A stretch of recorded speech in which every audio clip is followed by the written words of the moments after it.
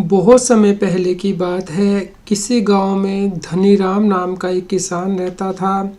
लेकिन धन के नाम पर उसके पास थी थोड़ी सी जमीन और एक टूटी फूटी झोंपड़ी। गांव में उसका जीवन जैसे तैसे चल रहा था। एक बार जोरों की वर्षा हुई। खेत खलिहान सब घुटने घुटने पानी में डूब गए। धनीराम की झोंपड़ी का छप्पर उड़ गया। मिट्टी की दीवारें वर्षा के वेग में ढह गई। धनीराम और उसका परिवार बेघर हो गया। उन सबको सिर छिपाने के लिए मंदिर के ऊंचे चबूतरे पर जाकर शरण लेनी पड़ी। अपने और परिवार के कष्टों से धनीराम इतना परेशान हो गया कि देवता की मुस्कुराती हुई मूर्ति को देख वह गुस्से से आग बबूला हो गया और चीखते हुए बोला, भगवान, मैंने तेरी इतने वर्षों से पूजा की, कई कई घंटे तेरी प्रार्थना में गुजारे, पर तू है कि सबसे ज़्यादा दुख तूने मुझे ही दिए हैं। मुझसे ज़्यादा दुखी इंसान शायद ही इस दुनिया में कोई और हो। यह कहकर वह चुप हो गया। फिर उसने देखा कि देवता की मूर्ति अब भी वैसे ही मुस्कुरा रही थी। उसने तो सोचा था शायद कोई आकाशवाणी होगी और भगवान कहेंगे, धनीराम, अब मैं तेरे कष्टों को दूर करूँगा और तुम्हें सुख ही सुख दूंगा। लेकिन उन्होंने ऐसा कुछ भी नहीं कहा। धनीराम के क्रोध का ठिकाना न रहा। नथुने फड़फड़ाता हुआ वह मूर्ति से बोला, तेरे इस गांव में दुख ही दुख है। मैं इस गांव को ही छोड़ रहा हूँ और शहर जा रहा हूँ।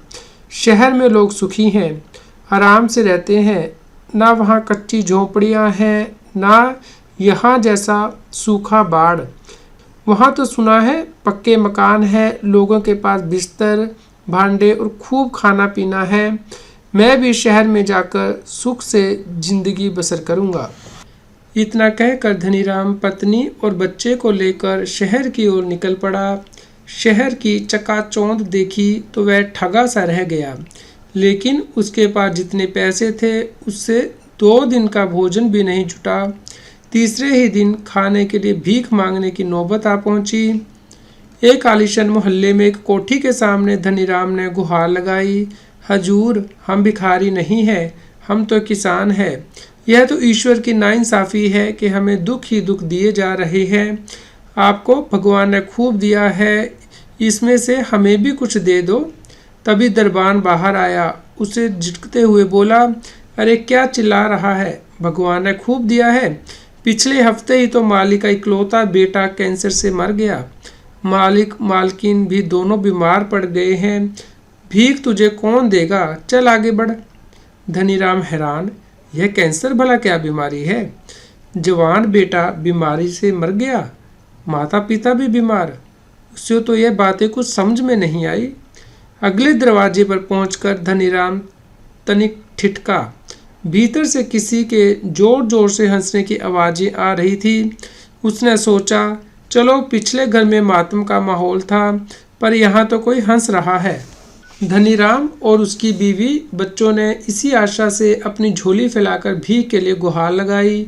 उनकी हैरानी का ठिकाना न रहा। दरवाज़ा खुला तो द्वार खोलने वाली स्त्री की आंखें आंसुओं से भरी थी। स्त्री ने उनकी झोली में ढेर सा भोजन डाला और कहा, तुम लोग मेरे पति के लिए दुआ करो। उनको व्यापार में बहुत घाटा हुआ है और वह पागल हो गए हैं, अपना मानसिक संतुलन खो बैठे हैं। अभी जोर जोर से हंस रहे हैं, कुछ देर में रोने लगेंगे। धनीराम के मुंह से अनायास ही निकला, तो ये लोग भी सुखी नहीं हैं?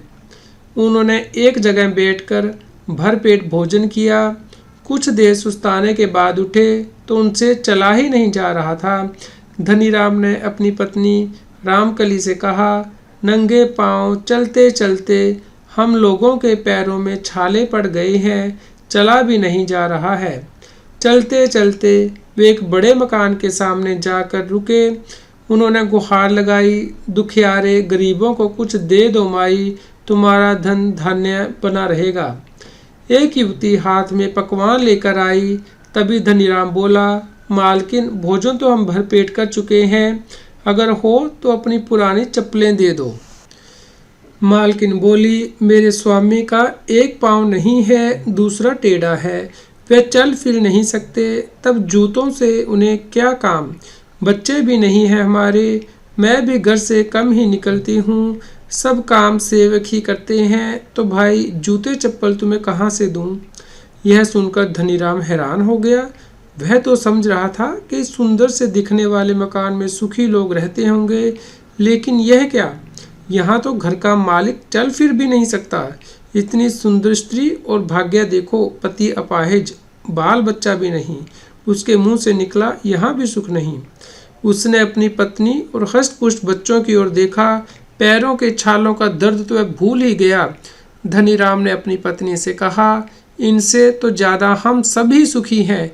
चलो चलो अपने गांव लौटें, कहीं भगवान नाराज हो गए और हमारा सुख छीनने की सोच बैठे तो क्या होगा।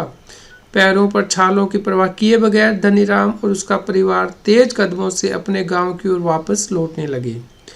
दोस्तों, यदि आपको ये कहानी पसंद आई हो तो कृपया लाइक करें और इसी प्रकार की प्रेरणादायी कहानियाँ सुनने के लिए इस चैनल को सब्सक्राइब करें।